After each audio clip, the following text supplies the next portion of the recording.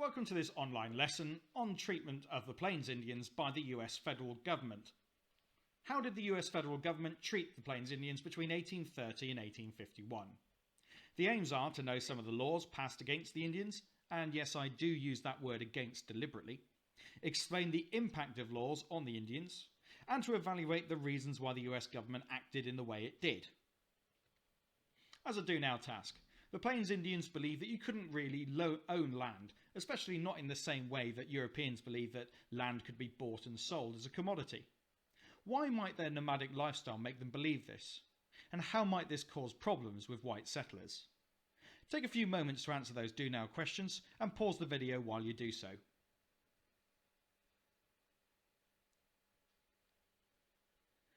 Okay. So, the Indians' nomadic lifestyle meant that they never really settled in one particular place. They might set up lodges during harsh weather and during the winter, but actually most of their lifestyle would have been nomadic, moving across the plains and following the animals. The idea of having a fixed place where you live was really not something that they knew about, and so the idea of therefore owning a specific part of the land would probably not make any sense to them. But that might cause problems with white settlers, especially if white settlers turned up and said, this bit of land is ours, that bit of land is yours. That's not a concept that the Indians had encountered before, and it just wasn't a part of their culture. And that would have been really difficult for the Europeans to understand, but their cultural backgrounds were so very different. Remember that the Indians had lived on the plains and other places for many, many thousands of years, and so the idea of buying and selling that land was completely ridiculous to them.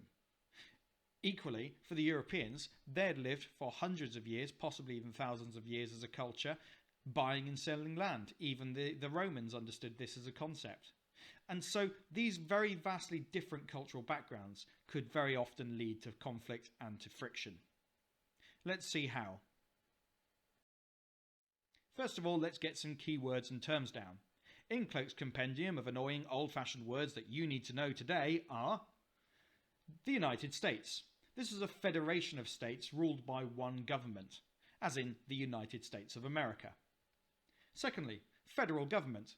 Each state had its own government, but it was also ruled by a government that ruled over all the states, and that was the federal government. A way of looking at this from a UK point of view, but bearing in mind that the whole UK is smaller than most US states, is it's a little bit like the government in London having overall rule of county councils throughout the rest of the country. But the powers of individual states in America are a lot more powerful than you'd find from a county council in this country. Thirdly, territory. An area of land where white settlers were moving.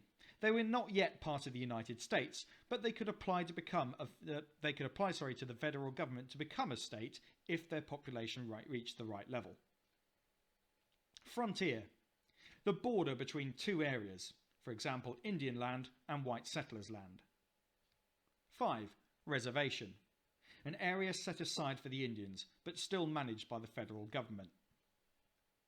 6. Trail. A tried and tested route from the eastern states out to the west, possibly even as far as the west coast. Your tasks then. Note down the key terms and their definitions. There are quite a few of them, but that's often the case at the start of a new topic. Then as an extension, what was the difference between a state and a territory?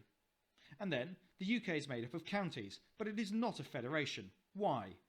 Note that the USA was and still is a federation. Pause the video now and take some time to complete those tasks.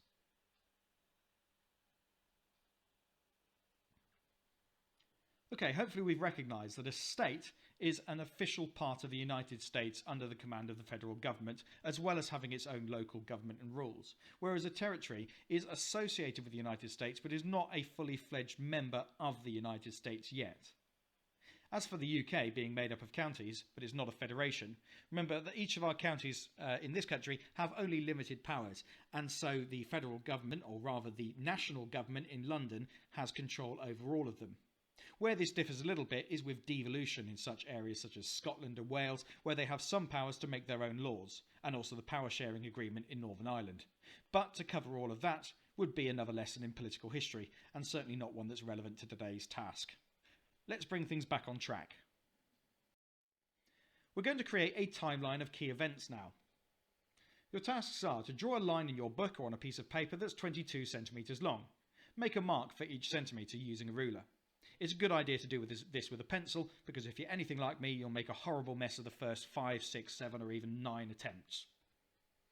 Add dates to the timeline, starting in 1830 and finishing in 1851. I often find it fits on better if I add one date to one side of the line, then the next date to the other side of the line, and so forth, so that I've got a little bit more room to write. Add the following events to the timeline. 28th of May 1830, the Indian Removal Act. This was an act of Congress, in other words, a law that was passed that forced American Indians in the eastern states to move west of the long Mississippi River. The 30th of June 1834, the Indian Trade and Intercourse Act. This established a proper frontier between the Indian Territory and the United States. Trade and intercourse relates to the idea that they were interacting with the Indians and trading with them across this frontier. The 2nd of February 1848, the USA won the Mexican-American War, taking land from Mexico. Okay, this one isn't directly linked to relations with the Indians, but remember there would have been Native Americans living in those territories that the United States was then taking over. It effectively made the land controlled or under the influence of the United States an awful lot bigger. Then lastly, the 27th of February 1851, the Indian Appropriations Act. This law funded the moving of Indians to reservations in modern-day Oklahoma.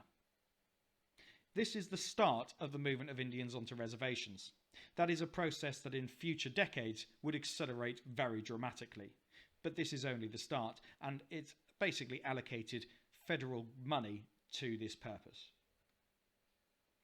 Fourthly, in your opinion, which was the worst event for the Indians in terms of their effects? If you're unable to work this out from the information that you've got, have a look online. BBC Bitesize is a good place to start. Then lastly, as a challenge, remember the lifestyle of the Plains Indians. Why might the Indian Appropriations Act have been so hard for the Indians to accept? Okay, pause the video now and have a go at completing those tasks. It might take you anywhere between about half an hour to 45 minutes.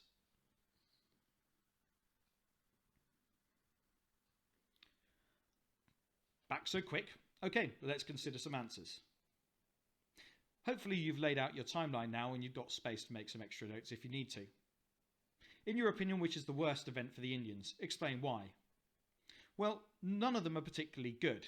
However, a lot of people, when I've done this task in the past, have chosen the Indian Appropriations Act, because this is the one that most deliberately restricts the freedom of the Native Americans, especially in terms of their nomadic lifestyle. Which brings us on to Challenge 5 as well. Remember the lifestyle of the Plains Indians. Why might this act have been so hard for the Indians to accept? Well, it's really the idea of saying that that bit of land is yours. That's not a concept that the Indians really understood or would have accepted. They were a nomadic people, so telling them to go to a specific place without them choosing to go there is not a cultural concept that they were used to or that they would approve of. Let's move on and have a look in a bit more detail. One of the outcomes was the Fort Laramie Treaty of 1851. Careful, because there are two Fort Laramie treaties, this one and one in 1868. Add the Fort Laramie Treaty of 1851 to your timeline now. Once you've done that, let's continue. The 1851 Fort Laramie Treaty involved the following. Indian tribes had to appoint a leader who would represent the whole tribe. This created a council of chiefs that the US government would interact with. That wasn't necessarily as easy as you would think. The Indians would often have several people within their tribe who could easily represent their interests.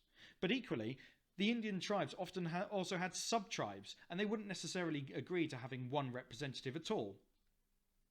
The Indians agreed to boundaries for each tribe's lands.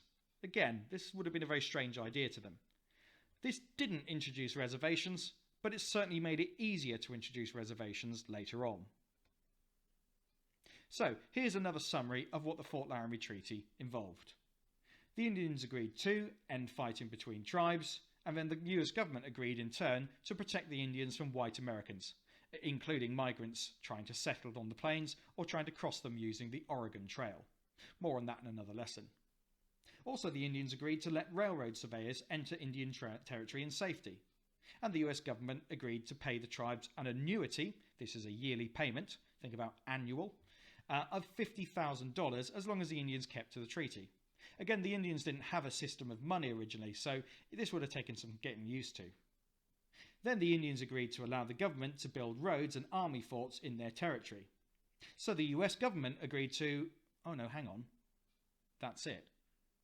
The US government didn't have to agree to anything else. You might already be noticing something of an imbalance between what the US government agreed to and what the Indians were expected to agree to, and this is a pretty common trend.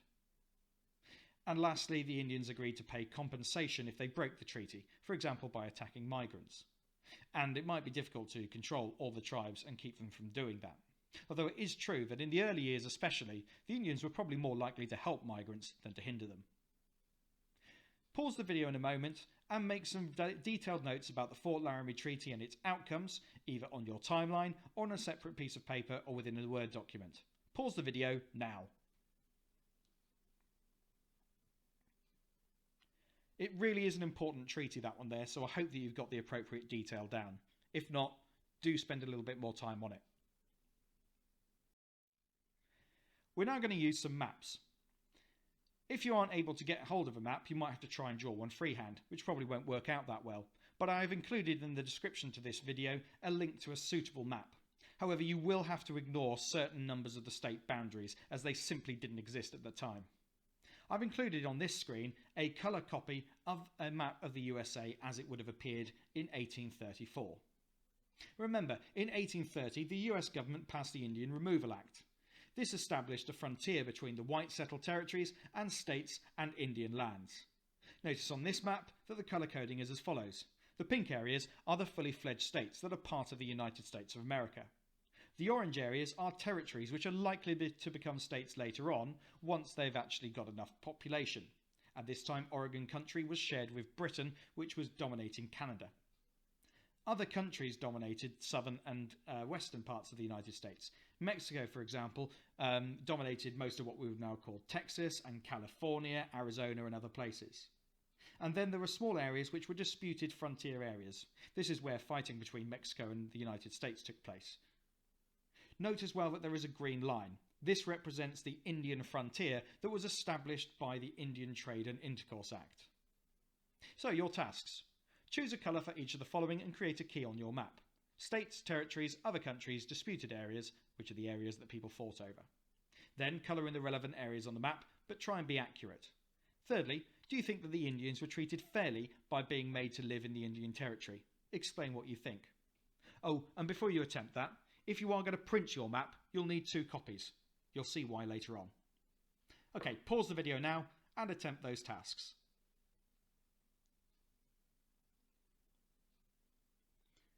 Done? How did you get on? Remember that you can find a suitable copy of a map for this task in the description to this video. Let's move on to stage 2 of this. Map 2, the USA in 1848. Notice that there are a significant number of changes. By 1848, the USA had been further reorganised. Some territories have become states. You'll notice that some of the areas that were previously orange are now pink. And some parts of the USA had been won over entirely. This is after the USA had won the Mexican-American War. Look how little territory Mexico now has under its command on this map. So the main new areas are Oregon Territory, which is no longer being shared with Britain. The unorganised territory, which is really Indian territory. Texas, which is a newly fledged state, and in fact Texas isn't quite as big as that anymore, and the Mexican cessation. What this means is it's land that's been ceded or given up by Mexico. At this stage it's unorganised territory. So your tasks, similar to the last one. Using the same colours as before, colour in the second map showing the right areas. Again, be accurate with this. Give 2 ways that the USA map has changed between 1834 and 1848. Thirdly, explain what might have caused each change. And lastly, give 1 way the map has stayed the same. Explain why this might be the case. It's useful at this stage to clearly label the dates on these maps and place them side by side so you can make a proper comparison. Pause the video now and attempt those tasks.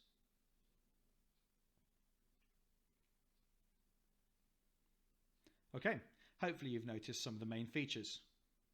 How has the USA changed? Well, one obvious way would be the Mexican cessation. Mexico controls far less land now.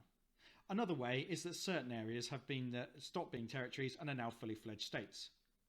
Texas, for example, includes some territory which previously was just a territory, some areas which were previously owned by Mexico, but now it's a US state. Florida as well, that peninsula down in the southeast, that has now become a fully fledged state. What might have caused this change? Well, look back in your timeline. Remember, the Mexico-American War meant that there had been the establishment of these Mexican cessation territories after Mexico gave up certain lands. There are other examples too. Consider changes to the Indian Territory, and they're based upon the treaties and the different laws that were passed against the Indians. How has the map stayed the same? Well, one thing would be that all those states that were originally on there are still on there. Also, the unorganised territory in the middle, the Indian Territory, still takes up broadly the same area of the United States, although it has reduced in size somewhat. In a moment, we're going to try and apply some of these changes to an exam question. One of the trickier forms of exam question in the Edexcel paper is the writing of narrative accounts. So before we get on to that, let's consider these two maps. Which sentence best sums up these two maps? The later map shows Mexico stopped being a country. The maps show that there were eventually fewer territories, the number of states got bigger, and the Indian Territory changed. The maps show that America became a more organised country with more states. As an extension, explain your answer with specific examples. Pause the video now while you consider your answer. Alright, let's go through them one by one. The later map shows that Mexico stopped being a country.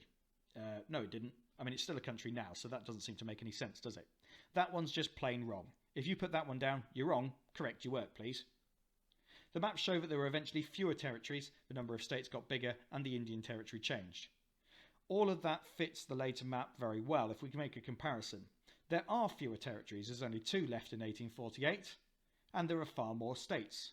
The Indian Territory has changed somewhat, both in terms of its shape. It's actually got a little bit bigger in one region and it's got a little bit smaller in another. What else? Well, the number of states has got bigger, hasn't it? There's more of those pink areas. So that one probably is the best fit. However, if you chose the third one, that one's also at least partly correct. The maps show that America became a more organised country with more states. Well, it did gain more states and it did become more organised. But the trouble with that third one is it doesn't tell us the whole story. And remember, the devil is in the detail when it comes to history. Let's now look at how you were going to approach a narrative account and what that really means. Let's have a look at a real example of a question.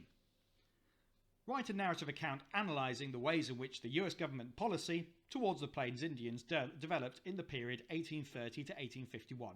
8 marks. I'm not going to kid you, that's an absolute mouthful, so let's take a moment to try and break it down and understand what on earth it's going on about.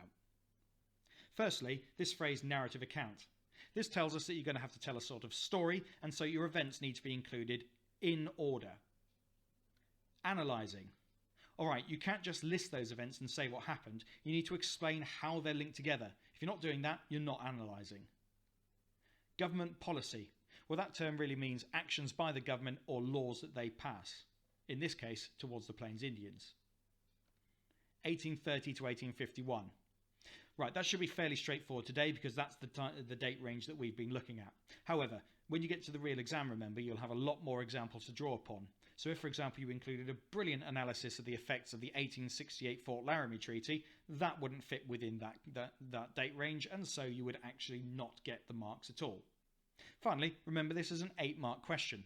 It should therefore take you between 12 and 15 minutes. 4 marks will be given for accurate knowledge, and 4 marks will be given for your analysis and how well you link those events together. But luckily, the exam does typically give you a little bit of extra help, in the form of some stimulus material. You may also use the following in your answer. May use. Doesn't mean you have to, but it does make sense to if you understand these points. But if you ever get stimulus material and you don't know what the heck it's going on about, just use other examples from your own knowledge. The Permanent Indian Frontier of 1834, that's on your timeline. And the Indian Appropriations Act of 1851, also on your timeline. You must also use information of your own, so make sure you choose another example on your timeline and maybe add it in either before, after or in between those events to show the order. Take a moment to do that now. Done? Alright, hopefully you've got the main structure of your answer worked out now. Some top tips. A narrative account is basically telling a story, but your story must be based upon the real events and explain how and why they happened. With a story, it is important to get the events in the right order, and it's the same with history. Use your timeline to help you. That's what it's there for. Use these phrases in your answer. Phrases like "this led to" or "as a result," "this caused," and "consequently." And lastly, include a conclusion explaining the most important development or the overall theme of change. Pause the video now and give yourself around 15 minutes maximum to answer that question. As an extra challenge, see if you can do it without using the extra notes on the board and without using your timeline. Whatever you do, pause your video now.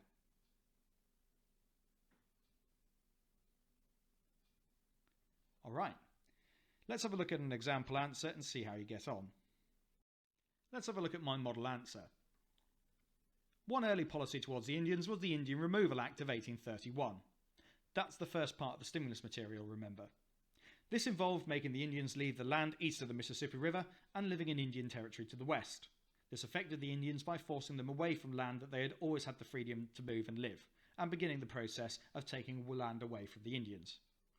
Okay, let's consider the next particular law I look at. Is it going to be part of the stimulus material again, or is it going to be my own? And how am I going to link it to the first one? This led to, that's a good starting phrase, another policy, the Indian Trade and Intercourse Act of 1834. So this is one of my own examples. This involved setting up a permanent Indian frontier along the Mississippi River, making it against the law for Indians to move into the eastern US.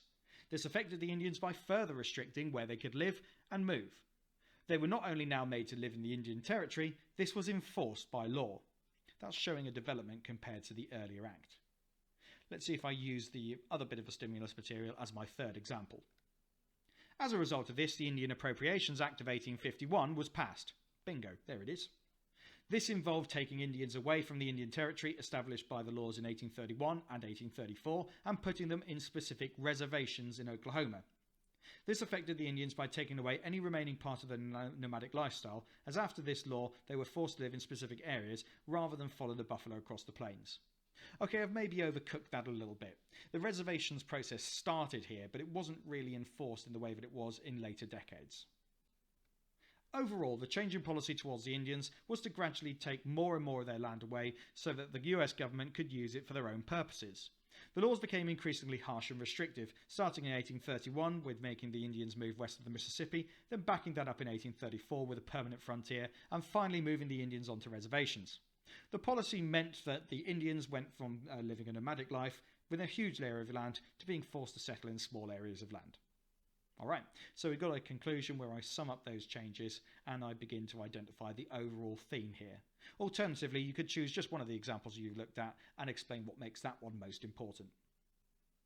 Let's move on.